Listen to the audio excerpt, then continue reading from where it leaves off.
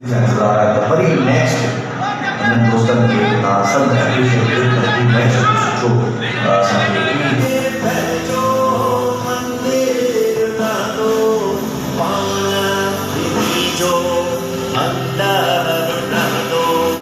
अस्सलाम वालेकुम। सब खां पहिरियां त सकरंड वासी दोस्तनि खे, नौजवाननि खे, भाइरनि खे मां एक्सट्रीमली माज़रत कंदुसि त मां प्लस सिंध जे प्रीमियर में अचण वारो हुयुसि, पर अनफॉर्चुनेटली मां न अची सघियुसि छो त मुंहिंजी हिकिड़ी ज़रूरी अपीयरेंस हुई लाड़काणे में आचर जे ॾींहुं, जंहिंजे करे मां होॾे वञी रहियो आहियां। सो फिल्म मूं ॾिठी आहे प्लस सिंध। हिन में जिन नौजवाननि कमु कयो आहे, जेको जज़्बो खणी आया आहिनि, सभ खां पहिरियां त मां उन्हनि खे सलाम पेश कयो।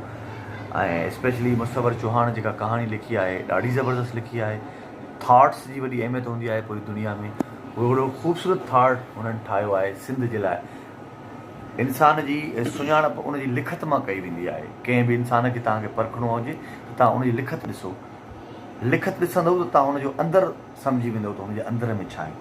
सो मुसवर हिकु बहितरीनु कहाणी लिखी ऐं जमाल भट्टी हुनखे डायरेक्ट कयो आहे ऐं इन्हनि पाण कमु बि कयो आहे फिल्म में। ॾाढो सुठो हुननि परफॉर्म कयो आहे, ॾाढो सुठो हुननि थाट कयो आहे ऐं सिंध जे लाइ हिकु बहितरीनु कोशिशि हुननि कई आहे जेका हिन फिल्म में तव्हांखे नज़र ईंदी।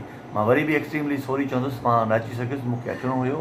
मां हिननि खे दोस्तनि खे चयो हुयो त मां ईंदुसि, पर इहा बि मां एक्सक्यूज़िस कया आहिनि जेके उन दोस्तनि खे ख़बर आहे त मुंहिंजी कहिड़ी मजबूरी आहे।